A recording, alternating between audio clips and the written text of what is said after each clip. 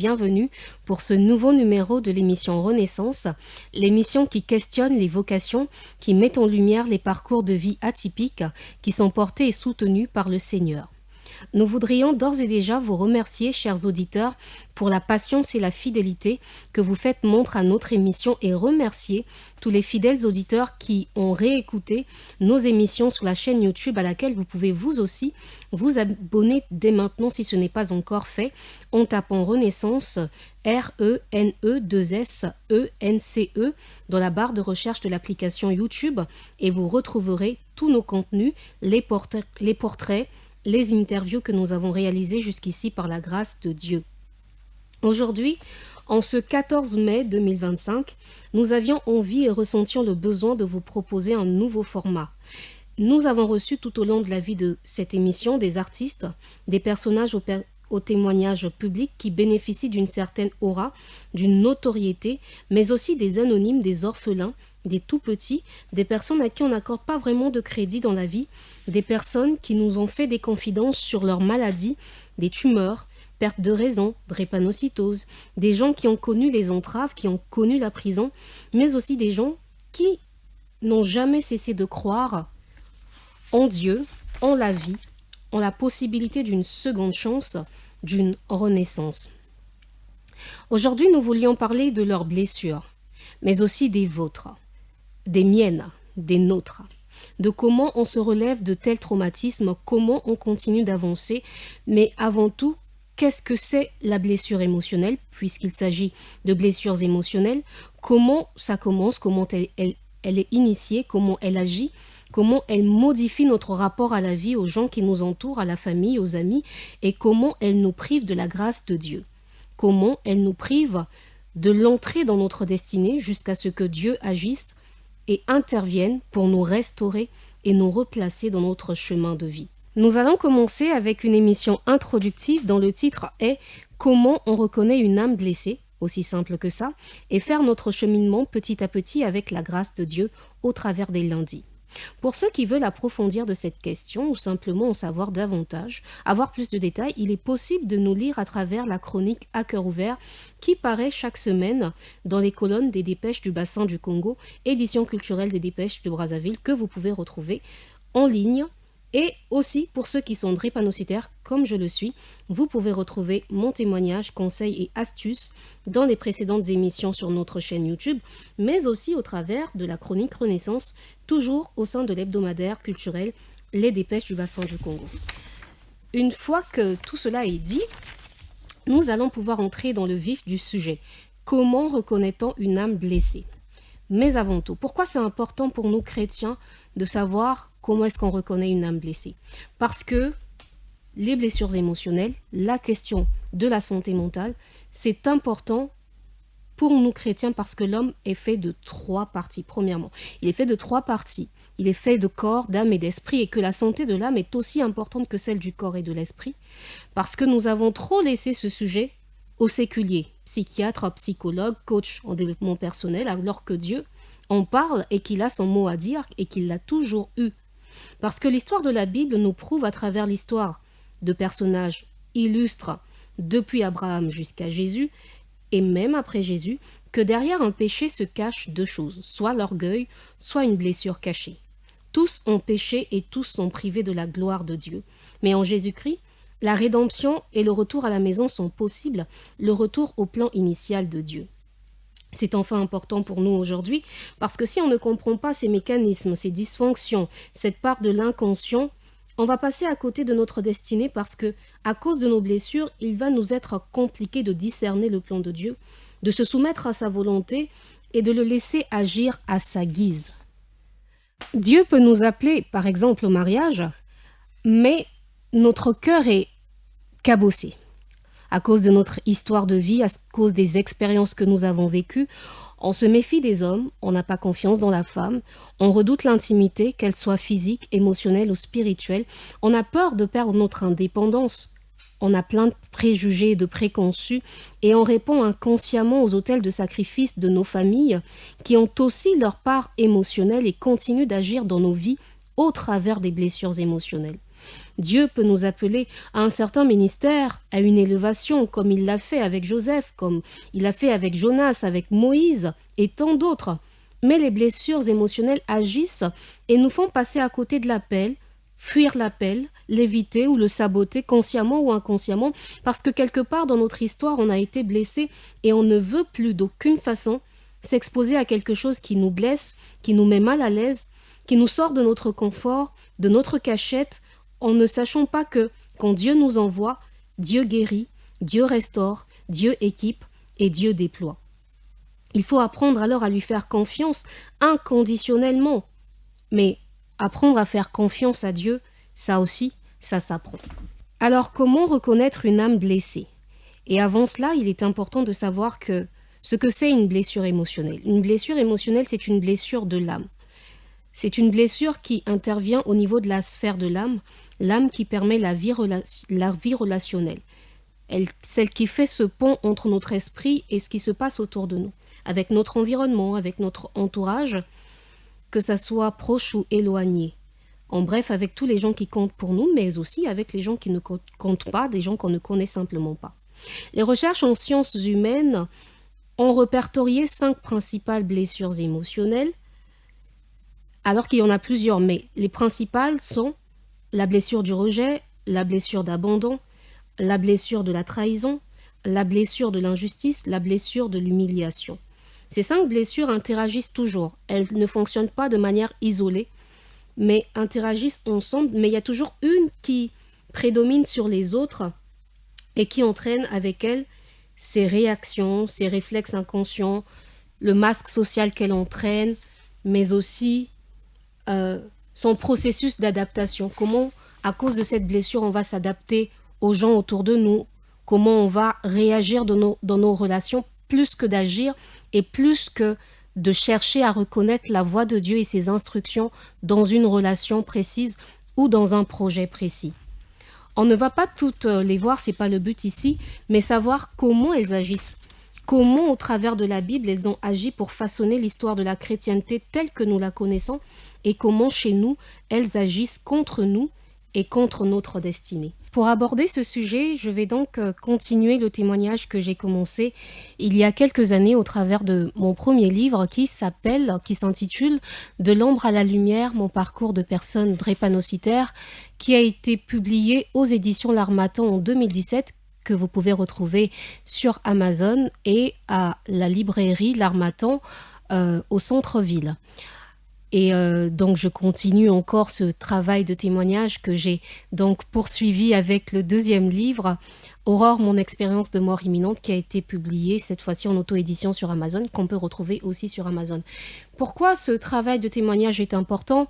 Parce qu'on n'a pas conscience de comment le diable nous accueille sur terre, comment il bouscule nos vies, comment il va détruire, comment il va changer la donne, comment il va nous persécuter. Moi, je pense que chaque humain qui vient sur Terre a un comité d'accueil et on fera une émission vraiment pour ce comité d'accueil qui est préparé par le diable pour les âmes qu'on reçoit sur Terre. Et c'est pas une histoire parce que justement, au travers de cette Bible que nous lisons, dans l'Ancien Testament, nous avons vu que Moïse, quand il naît, il y a un comité d'accueil. Et le comité d'accueil qui reçoit Moïse, c'est la mort des enfants, le meurtre des enfants de 0 à 2 ans, qu'on retrouve aussi chez Jésus dans le Nouveau Testament. Parce qu'on sait qu'il y a un sauveur qui est né quelque part, il faut éliminer toute une génération de mâles en se disant que forcément on le touchera. Donc la terre nous prépare un certain comité d'accueil. Le diable nous prépare un certain comité d'accueil. Donc quand on arrive dans nos familles, il y a un comité d'accueil inconscient, spirituel, j'ai envie de dire mystique qui nous accueille. Et moi, dans mon cas, ça a été en grande partie la drépanocytose. La drépanocytose m'attendait, mais ce n'était pas, je ne crois pas que c'était le plan de Dieu, mais c'était le comité d'accueil. Et quand on arrive dans des familles qui n'ont pas le discernement, qui n'ont pas la capacité de comprendre quelle est la volonté de Dieu, est-ce qu'on est dans une attaque, est-ce qu'on n'est pas dans une attaque, on accepte tout. On accepte ce qu'on ne devrait pas accepter. Voilà comment une personne voit sa vie être bousculée par une maladie qui n'était pas dans le plan de Dieu. Alors là aussi, on va se parler de plan de Dieu, mais ça fera l'objet d'une autre émission. Donc moi, j'arrive avec une maladie, je la subis pendant plusieurs années. Jusqu'à l'âge de 25 ans à peu près, je fais des crises. Bon, je ne suis pas transfusée à chaque instant, heureusement, mais côté douleur, je vis la chose sans filtre. Hein. J'ai eu toutes les douleurs possibles et imaginables, toutes les crises, toutes les infections qu'on peut imaginer, sauf la nécrose de la tête fémorale. Dieu m'aura épargné de cela. Mais aujourd'hui, j'ai la grâce d'avoir une vie associative depuis l'année 2017 et ce n'était pas le plan de Dieu. Le plan de Dieu viendra beaucoup plus tard, mais j'ai commencé avant Dieu. Et quand tu commences une association avec l'envie de parler de ta maladie, tu écris un livre avec l'envie de dire des choses, on se retrouve dans un contexte congolais ou en tout cas général, où on a tendance à voler les projets des gens. Dès on entend que quelqu'un a une idée comme ça, on dit, ah tiens, on va reprendre cette idée, on va la refaire à notre sauce, sans savoir quelles étaient les motivations de la personne au départ, et on fait naître des projets sans savoir quelle était la douleur qui a motivé la personne à faire ce projet. Raison pour laquelle je dis, la drépanocytose n'est pas seulement une maladie biologique, c'est pas seulement une maladie de laboratoire, c'est pas seulement une maladie d'examen paraclinique, c'est pas seulement où est-ce qu'on va avoir le médicament, il y a quel traitement, ça c'est très important. Mais il y a une part psychologique, émotionnelle, relationnelle qui est, je suis désolée d'utiliser ce mot-là, c'est un foutoir. La drépanocytose, c'est un foutoir. C'est pas possible d'imaginer qu'il y a des gens qui vivent ça au quotidien et qu'on ne voit même pas leur douleur parce que tout le monde s'intéresse à est-ce qu'il a fait une anémie, est-ce qu'il y a le sang. C'est très important parce que sans ça, on meurt. Mais vous arrivez dans un contexte où la maladie est taboue, où autour de vous, on n'en parle pas. Autour de vous, on vous indexe, c'est les moqueries jusque dans la rue, c'est des noms d'oiseaux, c'est tout et n'importe quoi. Quand vous avez ça sur votre tête et qu'on vous parle seulement d'examen, numération, formule sanguine, vous avez l'impression que les personnes parlent de vous à moitié ou au tiers ou au dixième sans jamais savoir ce que ça implique. Je traverse ma vie avec... pour moi, le problème commence au niveau du lycée, avec du collège et du lycée, parce que je ne ferai pas éducation physique et sportive. Là, tu commences à comprendre que ça va poser problème dans tes relations, parce qu'on te dit que oui, parce que voilà, il y a les histoires de main noire, voilà, un tel... On te dit, non, toi, on ne peut pas te choisir parce que tu es drépanocytaire, mais tu n'es pas en cela tellement différent de la fille en face de toi. Vous êtes tous dans le même âge, la même génération. Il n'y a pas trop de différence, mettons, la bonne raison, c'est que tu as un nom de maladie bizarre et qu'à cause de cette maladie qu'ils ne connaissent pas, qu'ils ne partagent pas avec toi, ni douleur, ni quoi que ce soit, à cause de ça, on te dit, on peut pas t'élire. Je ne sais pas si c'est incompatible avec l'amour, si c'est incompatible avec les bisous, si c'est incompatible avec les câlins. On te fait comprendre qu'à cause de ça, tu ne seras pas intégré dans des groupes. Donc à partir de cette époque-là, jusqu'à ce que je vais jusqu'un peu plus tard où tu commences à avoir conscience d'une certaine vie de femme, que tu dis, ah tiens, je serais peut-être appelée à fonder une famille, tu te rends compte que les relations, c'est pas ça. C'est pas du tout ça, c'est compliqué, mais toi, tu vis déjà la chose de manière compliquée, et on te rajoute la sphère selon laquelle c'est compliqué parce que les parents de ton copain pensent des choses de cette maladie, disent à leur fils qu'il ne doit pas, même quand lui, à l'origine, il était plutôt pour. Donc du coup, tu prends conscience que les gens t'évitent au mieux, qu'ils se méfient de toi, qu'ils se disent que tu vas pas vivre longtemps, tu seras pas là longtemps sur Terre. Mais ça, c'est les plus gentils, les plus rudes vont se moquer de toi. Ils vont indexer ta famille, ils vont parler de sorcellerie, ils ils vont te manquer de respect à toi et ils vont manquer de respect à ta famille à cause de ta maladie. Alors que personne n'a dit qu'une maladie, c'était l'occasion de ne pas aimer quelqu'un. Et moi, je faisais toujours le parallèle avec des maladies plus invalidantes, plus compliquées. Et je faisais même le parallèle avec une infirmité. Je dis non, il y a quelque chose qui déconne. Si quelqu'un qui n'a pas deux bras, qui n'a pas ses deux bras, deux jambes, on peut l'aimer, on peut l'épouser. Moi qui suis un peu bâtie correctement, ne serait-ce que sur le plan physique, je vois pas pourquoi vous en ferez un motif. C'est ça le comité d'accueil. Le comité d'accueil ne s'explique pas par des, des raisons objectives. Le comité d'accueil, ça va chercher la sensibilité, ça vient détruire ta confiance en toi, ça vient détruire ton estime de toi, ça vient t'enlever l'amour de toi. Mais le comité d'accueil, pour moi, ça n'a pas été que la drépanocytose. C'est ce que je pensais. En écrivant mon premier livre, moi, j'ai fait ressortir le problème des drépanocytoses parce que c'était mon problème numéro un. Parce qu'en société, c'est ça qui me bloquait. Parce qu'à l'école, c'est ça qui m'avait bloqué. Parce que mes notes avaient chuté à cause de ça. Mais ce n'était pas ça, mon seul comité d'accueil. Le deuxième comité d'accueil dans lequel les gens vont peut-être se retrouver, c'est qu'on arrive dans des familles compliquées. Tu arrives dans une famille, déjà papa et maman sont séparés pendant ta grossesse. Donc c'est comme si finalement l'enfant vient naître, je ne sais pas si l'enfant c'est la cause de votre séparation, si elle a un rapport avec votre séparation. Tu ne comprends pas pourquoi tu arrives dans un contexte où les parents sont déjà séparés pendant ta grossesse. Donc tu arrives là où il y a des tensions, dans un contexte où il y a des tensions, tu grandis, on te fait comprendre, ah si tu n'es pas d'accord, il faut aller chez ton père. Ton père te fait comprendre, ah, de toutes les façons, toi, tu ressembles à ta mère. Tu arrives dans un contexte où tu te dis, bon, c'est mal barré.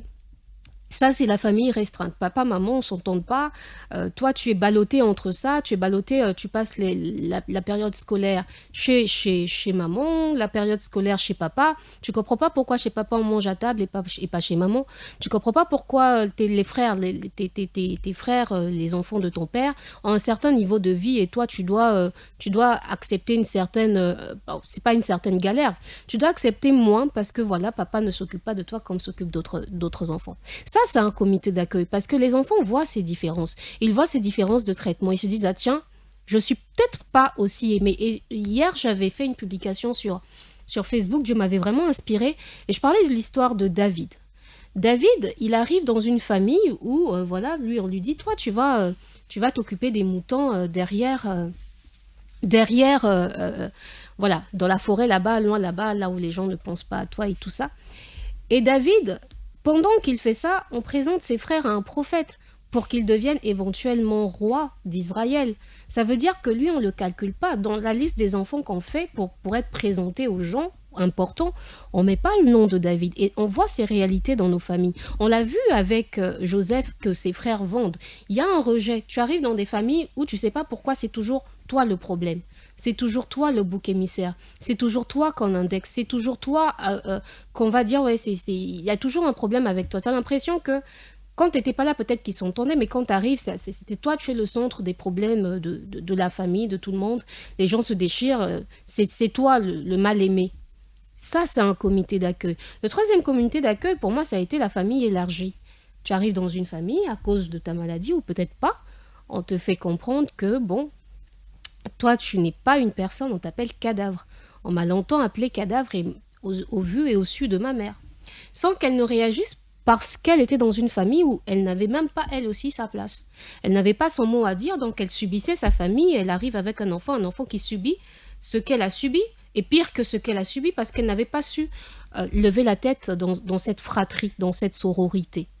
Donc, tu arrives avec des comités d'accueil comme ça, qui sont nombreux, qui peuvent être divers, qui te font comprendre que ça va être compliqué. Tu comprends déjà qu'avec une telle maladie, avec une telle histoire familiale, parentale, avec une telle famille élargie, où voilà, toi, tu n'as pas de père, tu veux nous faire valoir quoi, tu sens que ça va être compliqué. Donc, du coup, moi, j'ai un parcours qui est cabossé, qui commence vraiment au collège, un parcours qui est cabossé, mais cabossé, à tel point que je fuis les gens. Donc, à partir du collège, je fuis les gens. Je suis quelqu'un qui ne va pas rechercher l'interaction, qui ne va pas rechercher les groupes sociaux. J'avais un cercle d'amis, de 2-3 amis au collège-lycée, mais c'est justement dans ce cercle-là qu'on me fait comprendre qu'à cause de ta maladie, Tu peux pas prétendre à ce que nous prétendons, aux amours, aux petits bisous, aux petites caresses. Donc du coup, quand tu vis des mains noires qui sont vraiment spectaculaires, non, t'es pas plus que ça intéressé de lier de nouvelles amitiés, tu te retires. C'est à ce moment-là que moi, j'ai épousé la chambre. Je pouvais passer, si j'ai pas d'obligation dehors, je peux passer tout un week-end dans la chambre. Je ne sors que parce qu'il faut remplir mon seau d'eau pour aller prendre ma douche. Je ne sors que parce qu'il faut manger. J'étais tellement repliée sur moi, tellement dans ma chambre que c'est maman qui venait me dire, mais tu peux pas passer toute la journée dans la chambre, il faut que tu prennes un peu d'air, prends ta chaise, va prendre... Ça ne m'intéressait pas. Et c'est comme ça que se développe cet amour pour les livres et pour l'écriture. Voilà pourquoi l'écriture elle est déterminante dans mon histoire, parce que la feuille blanche est la seule qui ne me juge pas, qui ne me critique pas, qui ne remet pas en question ce que je dis, ce que je lui confie, ce que je dis. Et la feuille blanche te permet une réelle évacuation. C'est comme ça que j'ai commencé à écrire, mais j'en ai rempli des journaux intimes parce que ma mère n'était pas particulièrement affectueuse. Du coup, mes problèmes, elle entend 2 minutes, si encore elle veut bien entendre, mais voilà, c'était pas vraiment une oreille très attentive, raison pour laquelle je me réfugiais dans mes journaux intimes. Alors ça continue comme ça jusqu'à l'université. J'arrive à l'université. Ce sont des schémas qui se répètent. Voilà, on t'accepte difficilement, mais à l'université, il y a quand même un déclic parce que je sens qu'il y a un certain intérêt pour ma petite personne par des aînés, des hommes qui vont aller qui s'en vont vers ce diplôme de médecine, qui ont certains égards envers moi, et je me dis, mais tiens, pourquoi ils me traitent différemment? Pourquoi ils me voient différemment? Pourquoi pour eux je suis une femme alors que à la maison je ne suis personne, alors qu'au collège j'étais le bouc émissaire, j'étais le vilain petit canard? Pourquoi moi, étant la même personne, n'étant pas changée, j'ai pas changé de peau, j'ai pas changé de cheveux, je suis la même personne, pourquoi eux ils s'intéressent à moi? Et c'est là que je commence à me dire, ah tiens, une vie de femme est possible. Parce qu'il y a cet intérêt qui vient un peu pour titiller mon ego, pour me dire, tiens, tu as de la valeur, estime-toi, regarde-toi tel qu'on te voit. Et ça, c'est pour ça que c'est important l'amour. Les blessures émotionnelles, ce qu'il faut rappeler pour ceux qui s'intéressent à ce sujet-là, c'est qu'elles prennent souvent naissance dans les 7 premières années de la vie de la personne, de l'individu. Et le plus souvent, dès les premiers mois de vie, elles s'inscrivent. De 0 à 2 ans, il y a des blessures qui vont s'inscrire. Et plus tard, progressivement, jusqu'à 7 ans, normalement, à cet âge-là, la personnalité est totalement constituée. Vous pouvez toujours intervenir sur ces notions. Sur ces notions-là, ça sera un plaisir de partager. Et moi, quand je revois mon enfance, j'avais pas un foyer, j'étais pas dans un foyer où il y avait la présence du papa qui va te dire oui c'est oui, non c'est non. Quand tu dis non, c'est non. Donc il n'y a pas le papa qui va te... Rien que sa présence, la présence du père est très importante parce que ça te donne une certaine stature dans la vie. Quand tu grandis avec ton papa, t'es pas une personne qui va tout accepter parce que le papa, la figure en Afrique qu'on a du papa, le papa blâme. Tu fais quelque chose, il te corrige, il te ramène à la raison. Il est là pour jouer ce rôle de guide, d'instructeur, mais aussi de modérateur, de régulateur. C'est-à-dire que quand tu dévies, c'est pas le rôle de la maman. La maman, elle est là pour donner de la douceur, de l'affection, aussi le papa. Mais le papa est régulateur. Donc j'avais déjà manqué de cette régulation-là, raison pour laquelle je subissais absolument tout. Les attaques verbales, les attaques physiques, déjà que je n'étais pas forte pour me défendre. Donc, tu acceptes des choses qui sont normalement inacceptables. Des choses là où, si tu as grandi avec ton papa va te dire, si on te tape, tu remets. Toi, tu n'as pas eu ça. Donc, si on te dit qu'on va te taper, 2 jours, 3 jours, tu te fais plus voir. Donc, j'ai développé cette personnalité évitante. J'ai évité les problèmes. Pour éviter les problèmes, j'évitais les gens. C'était plus simple. Tu me cherches, je suis dans ma chambre, je sors pas pendant 2 jours. Si c'est le samedi, dimanche, tu me verras pas. Je ne sors que pour l'école, je vais subir et puis je reviens. Quand tu dis à ta maman, oui, je subis ça à l'école, elle va te dire, oui, mais on va pas te changer d'école tout le temps, sachant que on t'a changé d'école 2 fois parce que les écoles d'avant, le directeur avait fermé, en fait, il est décédé et tout. Tu te retrouves dans des histoires où c'est indépendamment de ta volonté qu'on t'avait changé d'école. Ensuite, le côté où j'ai pas reçu d'affection de maman, maman te met pas à ta place d'enfant. Pour elle, l'enfant, c'est celui qui est en bonne santé, ce sont ses neveux. Toi, elle te regarde, elle te dit, bon, grandis un peu, ensuite on verra.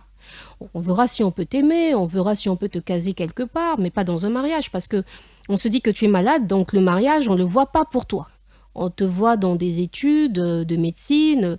Je ne sais pas si à cette époque-là, il y pense déjà, mais moi, on ne me voyait pas dans un mariage. Le mariage, c'était interdit. On te fait grandir pour que tu survives. C'est pas pour que quelqu'un vienne te toucher. Est-ce qu'il prendra soin de toi? Est-ce qu'il saura s'occuper de toi? Est-ce que donc c'est... On voyait pas le mariage, on voyait la médecine. Tu vas gérer tes malades et tu vas te gérer toi-même en tant que ton malade. Et maman, c'est pas d'affection. Donc moi, aujourd'hui, il y a beaucoup d'hommes qui m'ont reproché ça. Qui m'ont reproché cette incapacité à me montrer, à aimer.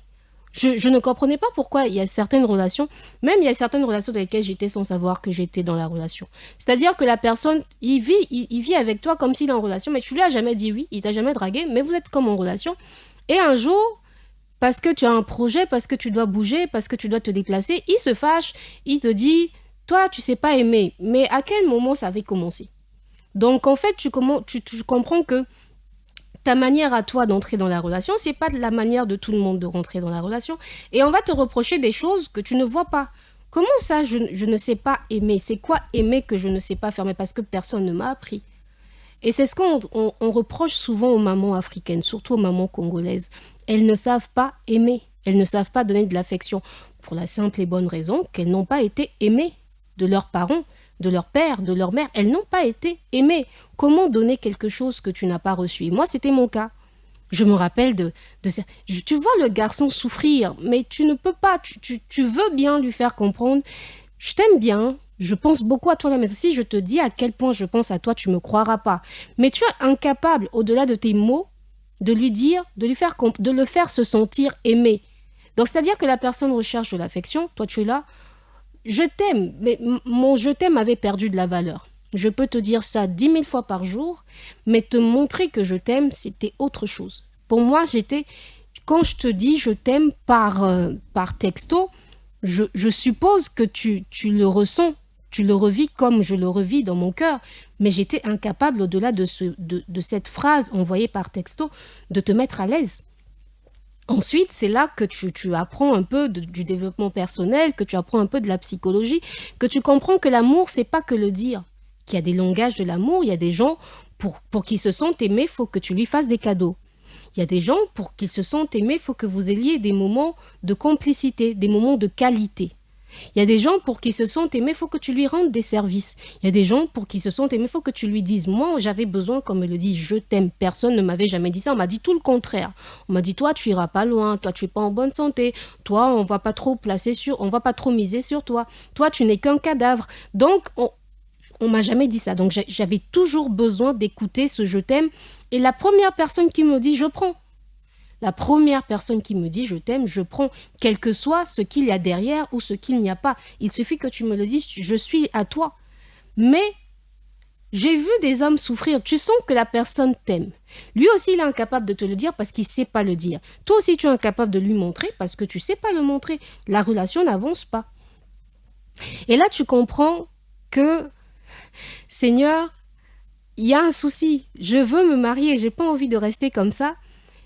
Mais je me souviens de la première fois que j'ai fait ma prière pour le mariage. J'avais jamais prié pour le mariage parce que dans ma maison, on ne me voyait pas comme une mariée. On ne me voyait pas comme tenir un foyer. On ne me voyait même pas comme être une mère. Quand mon enfant est arrivé, qu'est-ce que je n'ai pas entendu? On m'a dit non, c'est pas possible. Toi, on te voyait sérieuse. Attends, avoir un enfant, c'est pas sérieux. Donc, on te fait comprendre des commentaires. Limite, toi, fallait être chez les sœurs, quoi. Limite, toi, tu es médecin, mais tu fais pas ces choses-là. Non, j'ai un enfant, j'ai une vie de femme, j'ai une vie sexuelle, que ça vous choque. J'ai une vie sexuelle, j'ai un enfant. Mais pourquoi même on va vers la vie sexuelle? Parce que on va chercher dans le rapport physique ce qu'on n'a pas dans le rapport émotionnel, ce qu'on n'a pas dans la connexion spirituelle. Moi, j'ai eu beaucoup de relations où tu te dis, peut-être que en faisant ça, on va finir par s'aimer. Pour toi, l'amour, ça commence par ça. Mais en fait, tu mets la roue à l'envers en te disant, une fois qu'on est lié par le corps, tout va partir par là.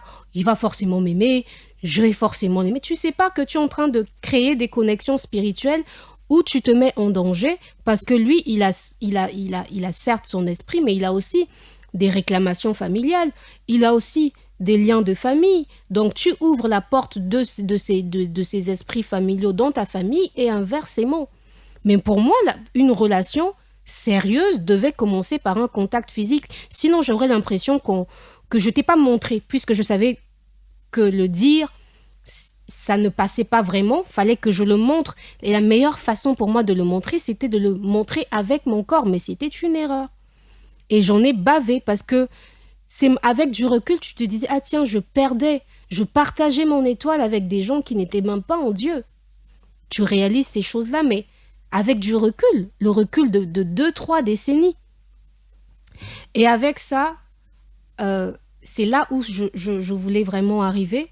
Un jour, comme on est chrétien catholique, je reçois donc un double appel. Le premier appel, c'est d'abord Dieu qui se fâche contre moi à propos de renaissance, de la vie professionnelle, les livres, l'association et tout ce qui va. Il m'a dit, tu as commencé trop tôt, tu as commencé sans moi. Tu es parti trop tôt, tu es parti sans moi. Et j'en ai bavé quand j'ai réalisé que la vie associative, il y avait une vie de jour, mais aussi une vie de nuit. Non seulement qu'on volait les projets de jour, qu'on menaçait de jour, mais aussi qu'on vient te chercher la nuit. Tu te dis, ah tiens, j'aurais dû partir avec Dieu. Mais Dieu m'a laissé traverser ces déserts-là pour savoir que, tiens, rien ne se fait sans moi, rien n'est normal. C'est pas parce que tu dis que c'est ta maladie et que c'est légitime pour toi d'en parler que j'ai accordé au domaine spirituel de te reconnaître. Le domaine spirituel ne te reconnaît pas parce que tu es parti sans Dieu. Donc, quand je reçois l'appel, l'initiation de Dieu à entrer dans Renaissance, ça vient 5 ans après.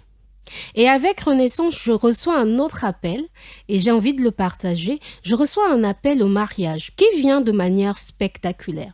Il faut savoir qu'on est des chrétiens et on ne marche jamais seul. Dieu nous montre toujours. Dieu nous montre, tu vois, il y a ci, il y a ça, il y a ceci, il y a cela.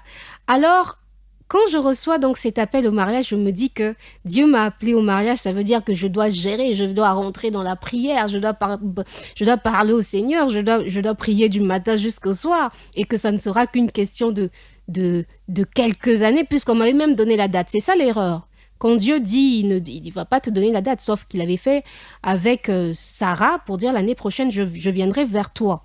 Je reviendrai vers toi. En dehors de ce cas, Dieu ne donne pas la date. C'est très très rare. Et moi, le premier jour où je fais cette prière pour dire, Seigneur, tu m'as donné une parole, je veux la voir se réaliser, je fais ma prière pour le mariage, une prière qui n'a même pas de sens dans ma bouche. C'est-à-dire que moi-même, je suis en train de prononcer des mots, je me dis, je suis en train de prier quoi là? Franchement, tu as même peur de prononcer le mot mariage. C'est comme un mot qui est interdit pour toi parce qu'on t'a façonné dans la tête pour dire que toi, tu ne peux pas prétendre au mariage. On t'a dit, toi, tu es malade, toi, tu n'es pas assez belle, tu n'es pas assez, voilà. Tu n'as pas de rondeur, tu n'as pas la forme de quelqu'un qui peut porter une grossesse. On t'a fait penser à tout, à tel point que le jour où tu pries pour le mariage, tu as l'impression que tu es en train de te mentir à toi-même, tu es en train de te blaguer, tu es en train de t'éviter, que c'est pas pour toi le mariage, que c'est pour les autres. Mais si Dieu t'appelle, Dieu va faire. C'est avec cette foi que j'entre dans ces prières-là. Mais quand il y a un appel, ça c'est très important de le dire, de le signifier. Quand il y a un appel, il y a le combat. Le diable ne peut pas te laisser partir comme ça. C'est pour ça qu'on parle d'hôtel de famille. Quel est l'hôtel de ta famille? C'est qu'est-ce que tes ancêtres ont vendu, parce que forcément tes ancêtres ont vendu quelque chose. Il faut savoir que l'évangélisation, quand elle arrive en Afrique, il y a une confrontation. Il y a des gens qui obéissaient à des divinités depuis longtemps, qui sacrifiaient aux esprits des eaux, qui sacrifiaient aux esprits des forêts, qui sacrifiaient aux esprits des airs. Tu sais pas, l'esprit de l'air, c'est quoi? Mais on l'a sacrifié. Il y a, moi personnellement, l'histoire de ma famille, j'ai une grand-mère, elle s'est engagée avec un monsieur qui était violent. Bon, coup de foudre. Coup de foudre, c'est bien, mais tu connais pas la personne, tu connais pas son comportement, tu n'as pas eu le temps de vivre avec elle. Elle fuit père et mère pour s'attacher à ce monsieur-là, sans savoir qui il était. Il battait les femmes. Et donc, vulnérable qu'elle était, elle va voir des féticheurs pour dire, ah tiens, moi je suis fatiguée que mon chéri là me tape tous les jours, donc donnez-moi des esprits de protection quand il va me taper que lui-même il est mal. Elle va faire des choses comme ça. Elle lui donne des trucs pour se protéger. Quand le mari lève, le monsieur, pas son mari puisqu'ils ne sont pas mariés, quand le monsieur lève la main sur elle, il ne peut pas la voir. Parfois, c'est comme si la personne se dérobe entre ses mains, il la tape, il a mal. Donc, les trucs ont commencé à agir. Or, ces choses-là ne se font pas sans une contrepartie. On te protège, d'accord, mais tu n'es pas des nôtres, il faut que tu donnes quelque chose. Elle a commencé à s'intéresser donc à cette vie d'aller chercher des choses, protection, séduction, un troisième enfant. Donc, elle a commencé à rentrer en profondeur alors qu'au départ, l'intention était juste légitime de se protéger d'un homme violent. En faisant ces choses, elle a sacrifié des choses. Et dans les choses qu'elle a sacrifiées, je ne peux pas l'attester, mais je pense que le mariage en faisait partie. Parce que on a des lignées de mamans dont les mariages sont difficiles, les mariages sont compliqués, les hommes sont pas sérieux, ils sont violents. Et donc, vous vous retrouvez avec des histoires comme ça. Du côté du papa, quand tu regardes, tu ne connais pas l'histoire du papa parce que tu n'as pas grandi avec lui, mais tu constates que l'entrée dans le mariage est compliquée. L'entrée dans le mariage est compliquée, il y a des choses qui se lèvent quand quelqu'un veut se marier. Donc, vous êtes sur une lignée de peut-être 12-13 enfants. Aucun n'est entré dans le mariage. Sur la génération des petits-enfants, vous êtes peut-être 50. 2 ou 3 sont rentrés dans le mariage, mais encore, vous n'étiez pas là pour savoir ce qu'ils ont fait pour entrer dans ce mariage. Donc, quand Dieu t'appelle comme ça, tu dis, « Seigneur, tu m'as appelé au mariage, je viens. » Mais la famille dit, « Qui va te laisser partir ?» Là où nous, on a fait lever les choses dans notre lignée, tu peux pas. Tu commences à constater des choses. Bon, là, je rentrerai en profondeur un autre jour, au travers d'une autre émission. Mais ce que moi, je constate, pourquoi je dis que les blessures émotionnelles, c'est important? Pourquoi? Parce que pour faire fuir le monsieur qui vient vers toi, on doit passer par les blessures émotionnelles. Comment expliquer que quelqu'un va te quitter? Il y en a qui te quittent sans un mot, sans te dire quoi que ce soit. Parfois, il a vu quelque chose. Il ne peut pas te dire, moi j'ai vu ça dans ta famille, vous avez ça, vous avez ça. Non. Il faut savoir où on met les pieds. Là-bas, c'est trop compliqué, je ne mets pas les pieds. Mais il y a d'autres, il faut qu'il y ait un problème. Mais moi, ce que j'ai eu peur en moi, c'est-à-dire que j'ai eu peur de mes réactions. On est des personnes, on dit qu'on est adulte. Tu dois savoir gérer un conflit. Quand on te dit non, tu dois savoir supporter ou gérer une frustration. Moi, quand tu me dis non, mais c'est la fin du monde. Pour moi, c'est... Tu m'as refusé le ciel, tu m'as refusé le paradis. D'autant plus que j'ai eu une parole avant qui me dit... La parole, oui, il y a un monsieur qui vient comme ça, d'accord. Et que ce monsieur-là me dise non. Je dis non, Seigneur, soit tu m'as menti, soit il y a un problème. Mais tu ne sais pas qu'il y a le diable aussi qui a envoyé ces choses, qui a fait lever ces choses. C'est là que tu te dis les blessures émotionnelles, c'est pas normal. On est dans des relations, tu peux voir le bon côté d'une personne, mais chaque personne a un côté un peu moins bon, pour ne pas dire mauvais. Mais ce sont les blessures émotionnelles. Il va te dire un truc, toi tu sais pas que toi tu as un masque, toi tu as tendance à éviter. Pour éviter les problèmes, tu évites les gens, tu évites les relations, tu sais pas dire je t'aime, tu sais pas montrer que tu l'aimes. Lui va se dire mais la fille là comment? Est-ce qu'elle est vraiment sérieuse? Est-ce qu'elle m'aime? Est-ce qu'elle voit ailleurs? Et moi, la personne me posait souvent cette question. J'ai l'impression que je suis avec toi, mais tu es avec quelqu'un d'autre. Je ne suis pas avec quelqu'un. Comment moi je plane sur lui quand il n'est pas là? Mon chéri à gauche, mon chéri à droite. Mais quand il est là, je suis incapable même de le toucher. C'est genre, hé, frère, il ne faut pas trop rester à côté. Mais tu as reçu la parole. Et lui, il se pose la question, mais finalement, la relation là, est-ce qu'on est vraiment dans une relation? Mais pourquoi tu me fuis? Il m'a même posé la question, tu as peur de moi ou quoi? Non, j'ai pas peur de toi, c'est juste que moi-même, je sais pas. Les blessures émotionnelles, t'es pas capable, t'es pas libre. Tu vas venir me parler, on va venir se parler. Non, il me dit, mais tu as peur de moi ou quoi? Même un bisou, je rentre chez moi. Non, je peux pas. Genre, je peux pas, je suis bloquée. J'aimerais, mais je peux pas. Mais tu peux pas expliquer pourquoi tu l'évites. Tu veux bien, mais tu peux pas. C'est ça, les liens. Et lui, de son côté aussi, c'est pas quelqu'un qui a une vie facile. Donc lui aussi, il a un masque. Lui aussi, il a un conditionnement. Lui aussi, il peut te dire je t'aime. Pam, il va faire quelque chose, il va dire c'est ça l'amour en question. Donc faut comprendre, c'est quoi la blessure de rejet? Donc la personne a tellement peur que la fille là le jour elle va me quitter, moi je pourrais pas. Moi je la quitte avant qu'elle ne me quitte. La fille là non. Donc tu vois la personne, il vient mais c'est genre vous devez guérir. Et Dieu dit la restauration. Tu ne peux pas te mettre en relation avec quelqu'un ou bien même commencer un projet parce que le monde, moi je vois des gens aujourd'hui qui viennent me consulter. Après, Priscilla, toi qui as fait une association, tu vas pas créer une association parce que j'ai créé une association. Tu vas pas créer une association mais sans même savoir c'est comment on introduit un dossier dans un bureau. Mon frère, tu vas être confronté aux situations où tu vas te dire, moi-même qui m'avais dit d'aller commencer ce projet. C'est ce que moi j'ai fait en 2017 quand je suis partie. C'est vrai que j'avais déjà la facilité de la bureaucratie. Rentrer, tu rentres, tu sors dans les bureaux, ça j'avais. Mais ce que je n'avais pas, c'était le côté spirituel de la chose. Tu viens à des gens qui te voient. Spirituellement, il sait qui tu es. Toi, tu sais pas qui il est. Il t'attend. On te serre la main, tu sais pas la main qu'on t'a serré là. Qu'est-ce qu'on t'a mis, qu'est-ce qu'on t'a enlevé.